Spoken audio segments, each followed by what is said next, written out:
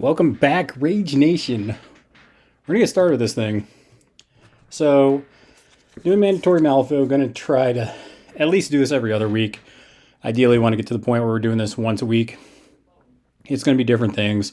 Gonna be talking about maybe Masters titles, matchups, maybe me getting mad because I got my ass kicked, which I'm started playing Ulix, and I don't know. We'll see. I got my squealers in today, and we'll see if that helps me with Ulix. So, got this started a little late just because I felt like getting a cup of coffee before we started this thing. So, yeah, make sure that you guys are checking us out. Like, subscribe to the YouTube channel. Definitely check out content there. Got RageQuitWire.com on Twitter, Instagram. And then finally, if you want to support us directly, don't forget to go to patreon.com/RageQuitWire. Donate for as little as $1. So I've been telling people, and you guys have heard me say this on the podcast, but started getting into Guild a little bit. So I've been getting into Guild, and I've been teaching Chris Ewan, so one of the other Chris's that we have. And I'm just going to mute this just to make sure there's no echoing. But yeah, I've been teaching Chris Ewan how to play the new Dashel title with Butcher. We talked about him in the last one of these that we did, where we looked at titles. And let me just make sure we're good on the old YouTube. Okay, good. Hopefully we'll get some people in the thing chatting. If not, I'll just share my thoughts on Hoffman, the inventor. I did get a game in with him yesterday. Chris actually tried out the new Dashel, and with the new Dashel, I decided to give him a little bit more of a challenge. Last time I played, I did Ulix, and Ulix is good. I definitely think he has a spot in my rotation of Bayou Masters, but let's just say Dashel Butcher has a lot of tools to kill them pigs quick. So I decided to give him a little bit more challenge. I threw a bunch of armor 2 at him, just so he could kind of see that he needs to not just go up and smash, but be a little finesse as well. And it worked out really well. I mean, Hoffman 2, the inventor, is definitely a cool master. Really excited to play him. There's a lot of different things that he does that really helps him out. I know that at the end of this, there's at least a few questions that we got from patrons that I definitely will share just because they asked them on Patreon. So, looking at Hoffman, if you haven't looked at the card, I got it pulled up for all of you to see. The Inventor Hoffman's interesting. So first off, the model's right here. So I started painting him, and I was debating about painting him on stream, but I think I'm going to have to just doctor this up and figure out how to paint this little lightning thing. You can kind of see I went with this blue, and there's some bright spots in there. And I'm kind of okay with the way it's starting to come out. But the first thing you're going to notice with this cool model is, one, you might cut off the lightning. I decided to keep it on there just to really test myself to see if I could do the lightning effects. I'm not sure if I'm happy with it. I'll see what it looks like when I have the rest of the model done. But the next thing you'll notice is he's on a big honking 50 mil base. So Hoffman grew up. And I thought that would be a problem, but it actually wasn't once I got into it, and we'll talk about it for sure. The big thing that has changed with this Hoffman versus the other one was you want to activate Hoffman early. You want to pulse out your power tokens to your crew. You want to give a couple models fast. That's generally, and you want to heal your models. So that's generally how Hoffman 1 plays. This Hoffman's definitely different. The way that Hoffman 2 plays is he basically, instead of doing the pulse out, he can put out 4 arc nodes at the beginning of the game, and he has the ability to make it later. And basically you want to put them in a central location, but you also can put a few out in the flanks just for some of your flanking models. And this is good for a couple models that didn't necessarily see a ton of play, but I think will help Hoffman out a lot, is when you can spread out those pylon markers, or those arc nodes, I guess you want to call them. I want to make sure I call them everything. They are pylon markers, but they're called arc nodes for his front of his card. But you have 2 models, right? So you have the Watcher and you have the Hunter. I think that being able to put out the pylons and not just be centered around Hoffman is really going to help as far as making it where you can spread out more. Whereas Hoffman 1, you really couldn't spread out too much because Hoffman really was giving out the fast, giving out the power tokens, healing up your models, and it really was kind of this brick, shithouse crew that was just going to be there and hard to fight. So make sure if you guys are checking us out live on the stream, you can always ask questions while we're going about this. I definitely love answering questions while I'm talking about these models. So Hoffman 2, like I said, he puts the pylon markers out that lets you spread out a little bit, because the way these pylon markers work is, one, if you start within 3 inches of them, I think it's at the beginning of your activation, which it is, not only do you get a power token, but you get a shield. So something I learned when I played Mei Fang 2 is armor and shielding is disgusting, because not only are you getting your armor, but then you reduce it by an additional, 1. So shielding on top of armor 2, which most of Hoffman's crew is dirty as hell. Dirty as hell. So yeah, that's just great. And there were many cases where I was getting that benefit, and then also with power converter, which most of the models in his crew have, there's a lot of scrap markers that end up being dropped, and you could gain an additional power token from that. So there were some activations where I was getting 2 power tokens and a shield right off the bat. So yeah, it's definitely interesting. Last Defense was kind of cute. There are times where you destroy your pylon markers. People are going to be destroying your pylon markers. So it's not destructible, but people do have ways to get around it. Dashel 2 could just bonus 1 up, but they do have to make a test when it gets removed. So that was the cool thing about it for sure. And then the back of the card, just to kind of talk about a couple of things. I thought I was going to do alternating current a lot, because you look at the irreducible damage and you start thinking like, oh man, that's so cool. And it's probably really good the first turn, maybe 2 turns, because you can get a couple attacks out at range. But I started going through the rest of the game, and I really found myself using his construction claw more for a couple of reasons. One, it does 2, 4, 5 damage, which is okay. Not too weak, not too strong. But the big thing that I found is that you can place a target within 2 of this model. So not only did that allow me to free up some of my models, for example, Melissa Core, she got engaged by an executioner, and normally that would be a problem, but Hoffman just went in and just slammed the executioner. And not only was that good for that purpose, but it also, I had vent steam up with, what's his name? Howard Langston Hughes, whatever his name is. Yeah, Howard Langston. So I had vent steam up, and then I just take Hoffman and I just dunk the executioner in the vent steam. So not only are they taking the damage, they're taking the vent steam damage, which essentially makes that a 3, 5, 6 attack, which is better. It's a lot better. So that was a cool ability that I found. I didn't really get the crow trigger for the, you can discard a power token and models within 2 gain stunned and injured.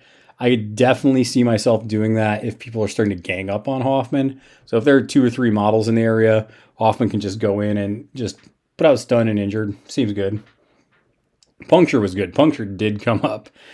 Puncture allowed me to get to some of that dirty damage at the top. So yeah, I was really surprised how much I hit Constructing Claw. And the other one that I didn't think I was going to use, but I did, is Bulldoze. Bulldoze is interesting because you push your move, which Hoffman got a little buff there. He's now move 5 instead of 4.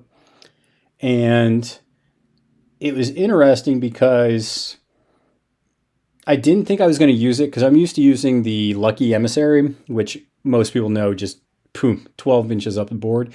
This definitely isn't that. But you do ignore other models, markers, and terrain. And then for each marker removed, you get to drop a scrap marker into base contact. And then enemy models that you move through have to pass a move 13 duel or suffer 2 damage and gain staggered. And then there's also a mask in there where you can create a pylon marker, which is huge. So this was big because one, it allowed me to get out of trouble or get into trouble, whatever you want to call it. So basically, I would use Bulldoze to move 5. So there was one turn where I was engaged by Dashel. I moved 5 with Bulldoze. I cleared off. I think there was a scheme or a corpse or something he was wanting to use there. So I ran that over.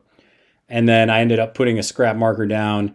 I ended up picking up the symbol of authority. And it was great because I didn't have to disengage.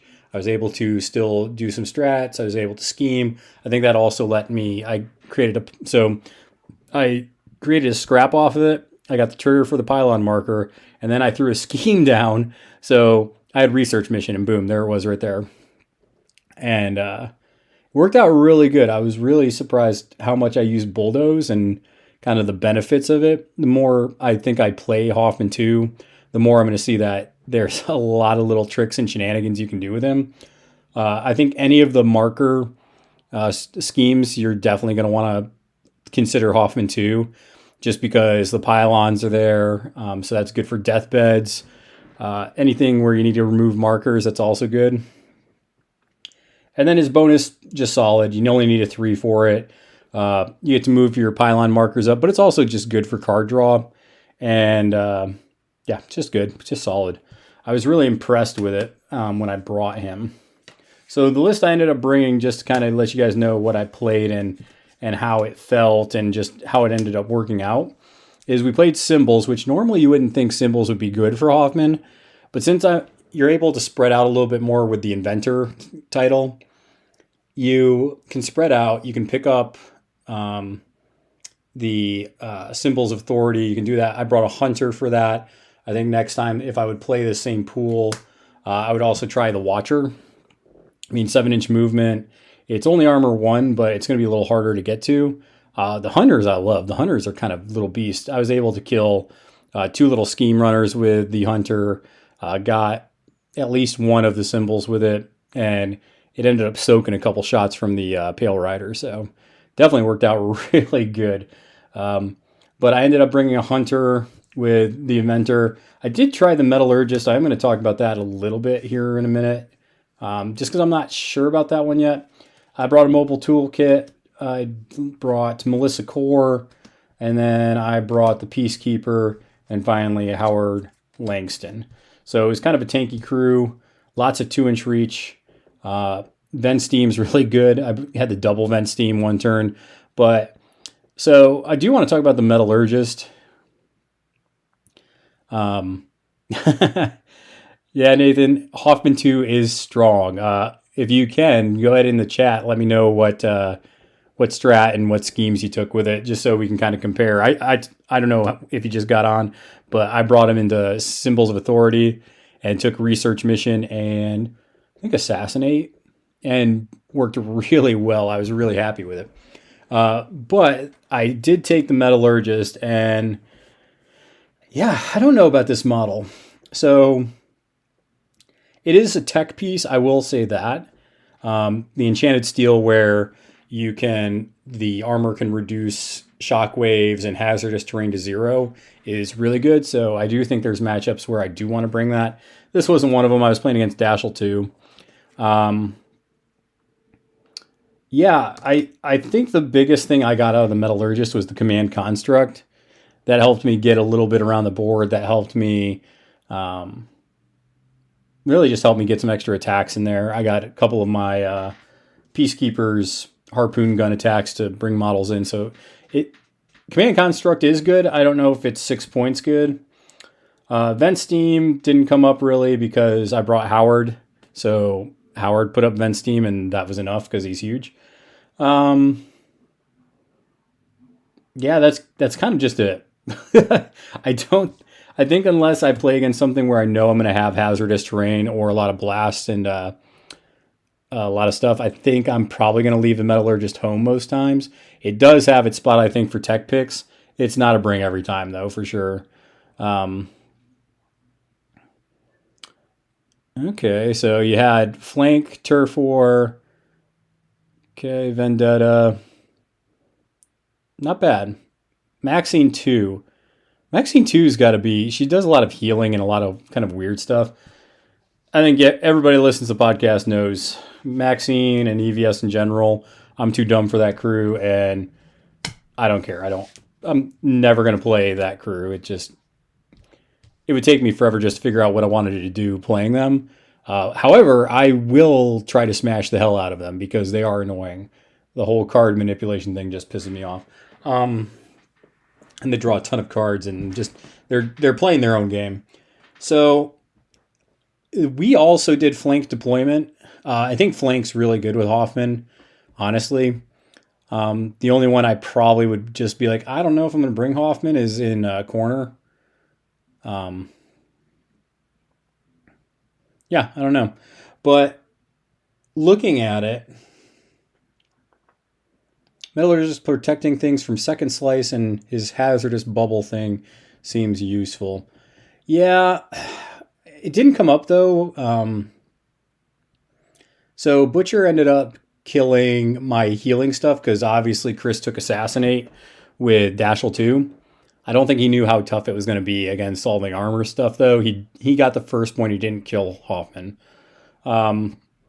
But he ended up killing my mobile toolkit, and he killed my mechanical attendant just because he's like, I need to get the healing out of the way so he can kill Hoffman. He dove super deep into my crew, which ended up being a mistake just because the Peacekeeper was there, Howard was there, and Hoffman was there. So I had 3 beaters just kind of taking on an Executioner and taking on Dashel. And Dashel, he's good, and he took more hits than I thought he would, but the Peacekeeper and Hoffman just brutalized him. I ended up killing, what was it? If it wasn't turn 3, it was turn 4. I ended up killing Dashel, so it was really good. It was really good. I'm not sure how I feel about Melissa Core. I think I like her more if I'm playing Turf War, kind of like when Nathan played. But I don't know. In a lot of matchups, her gun is good. Like, just because she can charge and shoot, and she put up burst damage. I guess armor piercing with her claws are pretty good. But I don't know. For 8 stones, I'm trying to see where I like Melissa Core. I almost would just rather bring Joss and pay the extra 2 stones. But yeah, not sure. 8 stones, I could bring 2 Watchers. I do got to play the Watchers. I haven't tried these little goofy bastards yet. With their move 7 robots. I do like it. I don't know. They're purely just scheme runners, though. Good for Corrupted Leyline. Probably good. I should have brought them for symbols, honestly, but yeah, as the game developed last night. Okay, nice. Yeah, so looking at last night, the way it started, I basically ended up killing everything just because he came in hard, but I had the event steam with Howard, and I have armor 2, so even if he's doing his max damage, I'm taking maybe 3, maybe 4 damage, but you just keep it where he's not getting that off that often. Yeah, and I ended up whittling down, I think by the end of turn 4, all he had left was the Pale Rider, a Rifleman, his Totem, and that was it, I think. Yeah, that was about it. So just brutalized him. This crew is a wrecking crew. And Hoffman's kind of up in the front. I love that Hoffman can kind of just move up there. His big base it's not a problem anymore just because of Bulldoze. He's manipulating different schemes and different strat markers, scheme markers, pylon markers. Just this guy is moving around and doing stuff. Just super solid. And I'll just say it again. I thought I was going to be doing alternating current all the time. Really didn't. I was more construction claw, dunking people in the vent steam, and that seemed to work really well. Alternating current definitely has its place, just because, solid 2 to 4 damage. Irreducible's not bad, but I think I used it once to kill. The Executioner, just because I needed 1 point of damage and I didn't want to flip damage because I think the Black Joker was still there. So it definitely has its place, but I'm super impressed with Hoffman. You bring enough stuff to heal up still. That's why I actually brought the mobile toolkit, just because I needed another healer, because I knew this Hoffman doesn't heal. So let me check that real quick. Okay, I'm going to pause it for 1 second, little TV timeout, just because I want to make sure that my kid's where he's supposed to be.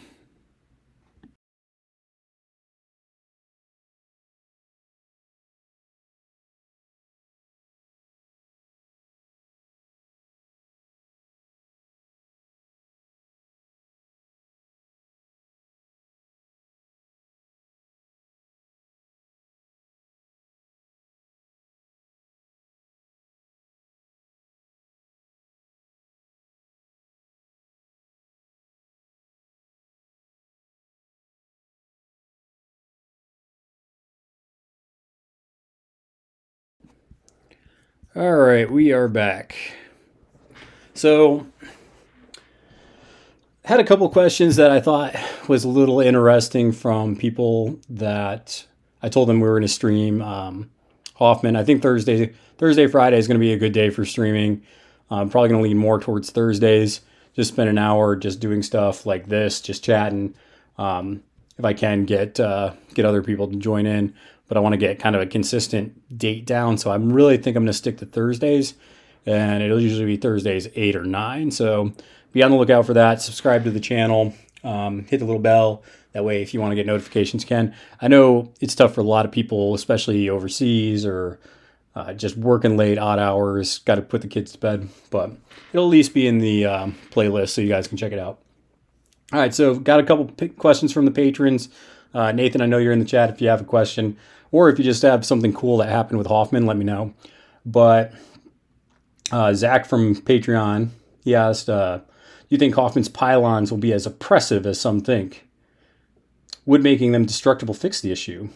Some factions don't have much access to generic marker removal at all. Cry me, River.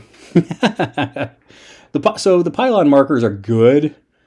You can't start the game when you place them. They can't be next to other markers.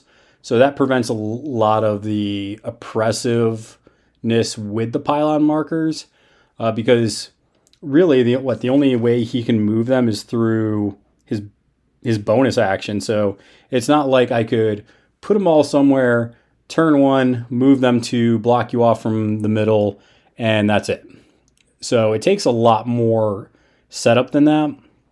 It takes a lot more interacting than that. I don't think it's going to be oppressive. Now, the crying about I can't remove markers because I'm X faction, I don't feel bad. I play Bayou. We have a lot of marker removal. But you want to know what?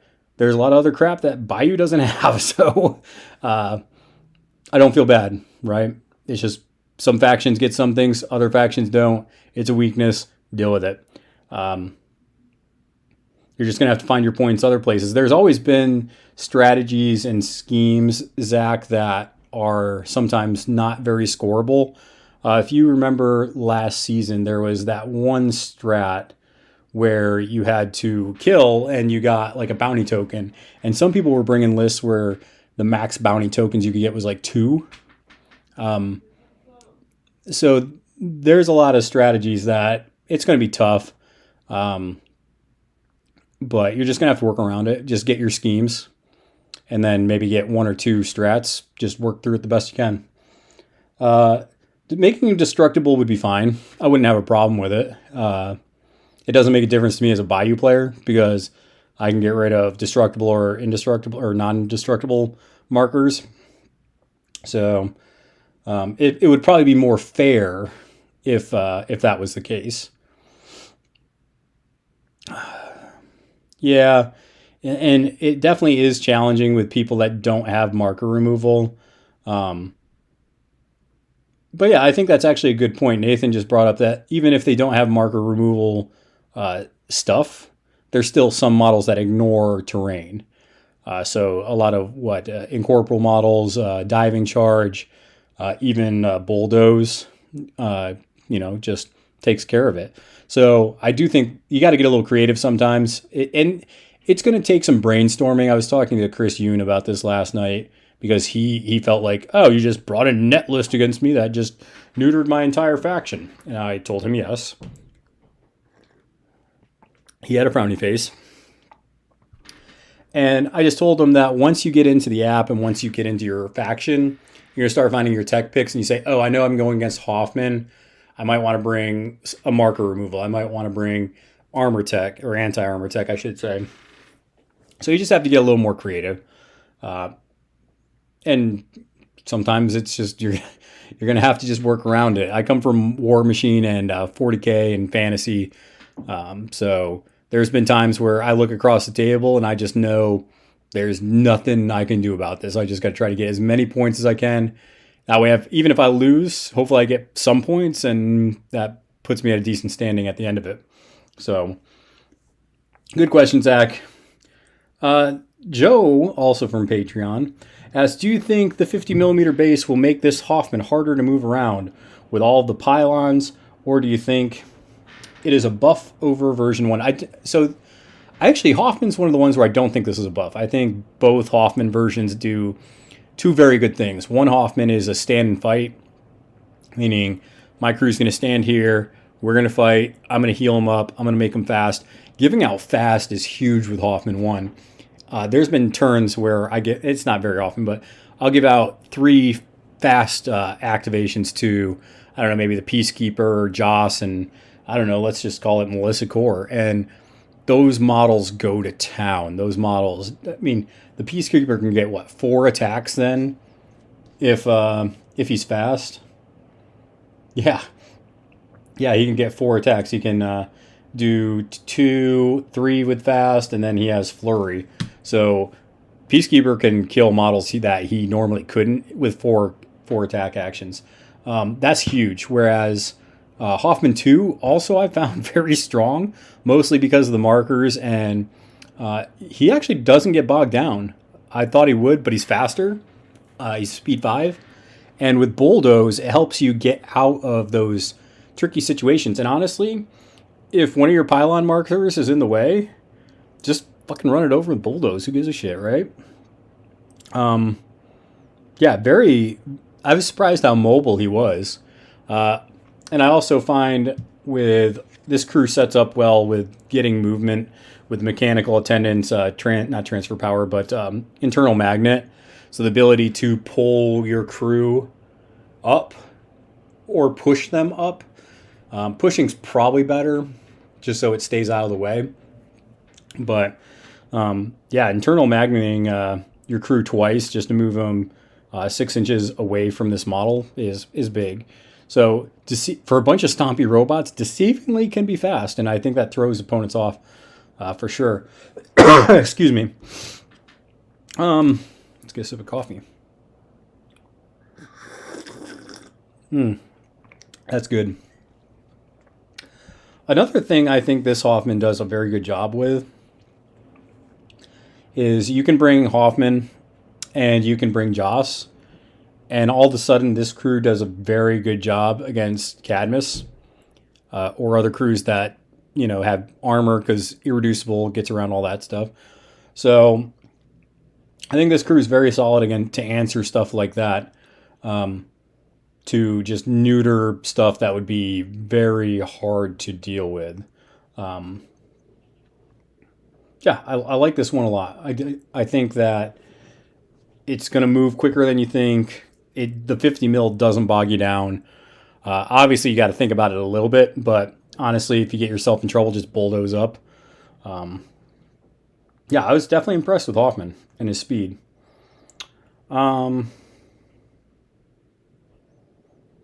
Yeah, and hopefully the last question just was from Craig on the Patreon channel. Is just general thoughts on Hoffman, and we've been talking about that definitely for a minute. Tonight, Nathan healed Hoffman 7 in one activation of a steam fitter after starting 7 inches away. Steam fitters, I'll have to think about that one. I haven't tried a steam fitter yet. Yeah, I can definitely see that. I don't know how I feel about the mobile toolkit. I guess it doesn't actually heal a super ton. Yeah, yeah, it's only 3 stones though, so I don't know what I was expecting with it necessarily. But yeah, Steam Fitter I'll have to look at. I don't think they're too expensive either. I think they're maybe what 6 stones. We'll check that out real quick. So that's the thing that's I think so frustrating with Hoffman's crew is if you don't kill the healing ability of the crew, the armor too, and then getting healed is huge. And now with this version of Hoffman, and I really want to stress this because it's huge. It doesn't seem like it, but it is. But when you start within 3 inches of a pylon marker, you gain shielding +1 and a power token. So this isn't forcing Hoffman's activation. Hoffman 1, you wanted to activate early. Otherwise, you're wasting it, right? You're not getting everybody that's in range. Your little pulse that gives out power tokens. So the nodes are really slick. I love this little design. I need to get some kind of little antennas or lines, power lines, just to represent it. But giving the shielded when starting next to one of these things is huge because now most of your stuff's armor 2. I think in the list that I brought, only the mobile toolkit, the metallurgist, and is that it? Howard. Everything else is armor 2. Those ones, yeah, only armor 1. But you also throw a shielding in there now. It's pretty good. You're gonna have to do 4 damage. Excuse me, 4 damage just to do 1 point of damage. Super sick. 6 soul stones for the Steam Fitter. Thanks. So the toolkit is interesting. I did like the tune-up to give out focus, shield, or a power token. The focus was good. I don't know. There's a lot of ignore armor in here too. The more I look at a lot of little triggers from Hoffman, the more I just realize that just a lot of cool things going on here. If I wasn't so hard into Bayou, I'd be playing Guild so hard right now, which, as you can see, I still am. I did get my squealers, though, in today. My squealers and hog whispers and slop haulers. So I'm going to try to make this thing go till about 10 because I do want to make sure that I'm here for the full hour, even though I came in late. So yeah, I'm really excited about this keyword. I think it's going to be strong. I do think that, especially in this current gaining grounds with the strats and the schemes being so marker heavy. Excuse me. So the fact that this season is so scheme heavy, you have. I'm going to pull this up just so I can count how many we have. New game. All right. So markers. Technically detonate charges, but that's scheme. Markers. You have deathbeds, research mission, and then you could even do stuff like spread them out, bait and switch, outflank. Not maybe you wouldn't be doing as much with. Oh, man, I had Mexican food and I think the chimichanga went down the wrong pipe. But anything where you're going to have like a lot of markers, especially you see research mission and deathbeds, great crew for it. There's so much that you can do. Also, I think he's a good counter for stuff like that. Just because he can use his to kind of block you off, but then he can also use bulldoze to pick up your markers. So a lot of really cool things going on here as far as that goes. But he really does open up a lot of the models that you might not have seen play before, especially the Hunter and Watcher. Those are two. The Steam Fitter, I don't think, and you can correct me if I'm wrong, I don't think a lot of Hoffman 1 players were bringing a lot of the Steam Fitter stuff because Hoffman was a pseudo Steam Fitter, right? Because he had his own welding torch that he could heal models. And you also had the mechanical attendant who also heals models. So I don't think the Steam Fitter was seeing a lot of play in Hoffman, but I think he might now just to help keep Hoffman up. And like I said, the Watcher and Hunter, you can throw a pylon marker out, on the flanks, and you can use that to charge yourself up. Another just great strat. So yeah, I'm definitely pumped to play this Hoffman again. You can already see I started painting him up. So painted up the lightning kind of more of a dark blue with some bright highlights. He's a cool looking model. I wouldn't blame people for not putting this lightning bolt thing in his hand. I'd almost maybe like put a rock or something in there, like he's chucking the rock, just throwing it. Don't care about that. Sorry, checking my watch. So, really excited about this model. It actually looks pretty good. I'm hoping that once I finish painting him up, the lightning bolt won't look so stupid. I painted it first because I was really trying to figure out how to paint it. And yeah, it's just kind of weird. I think I got it to a minimal point where it looks not stupid. I was actually talking with people on the Rage Quit Wire Discord. I think it was Mark I was talking to. And for the most part, I agree with him that a lot of the effects modeling wise for the weird stuff kind of looks stupid. I mean, the lightning bolt for Hoffman, the lightning bolt on the Guilty, the muzzle effects on a lot of the gun models that it shows like the gun burst. That looks stupid. The only one that I disagreed with, as I said, Zip and Maris with their smoke coming out of the jump pack, those definitely didn't look stupid. Those look cool as hell. But here, I'll show you this one. This is a good example of it. Kind of looks stupid, right? So this is young LaCroix, and got the little flame burst here. Really not necessary. It's not necessary. Let's stop doing that.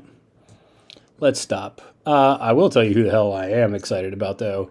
If you guys didn't check out the latest bat rep, which we're going to record probably the next battle report next week, so it'll be ready to go for October. We're doing one battle report a month.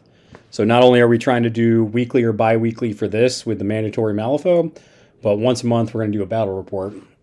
And those that you watched this month's battle report, I painted the new Ophelia up and played her. I'm not going to spoil what it was, but she has her little pig that she's trying to protect. Model's small, but it is cool as hell. Same thing with, if you watch that battle report, you can see the work that Sly did. So Sly did work with his gun smuggling. Definitely cool to have in the Bayou with Kin. Super excited for that model too.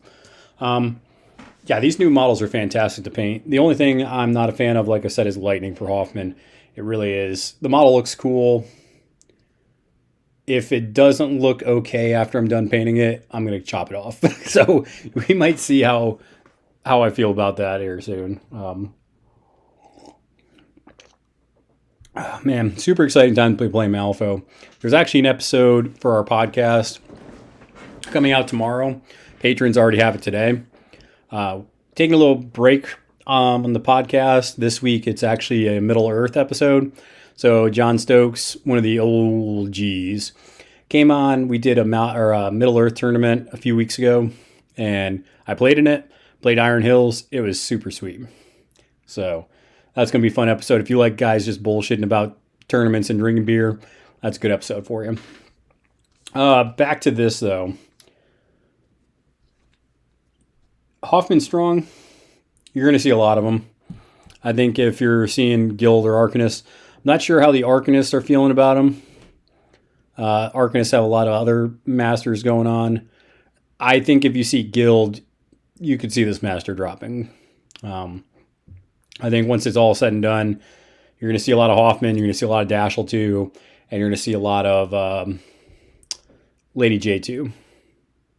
And yeah, I think those are kind of the three that, if I was playing Guild, those would be the three that I know a lot of people are loving the new Perdita. She's not really my thing, though, just because I like Ophelia.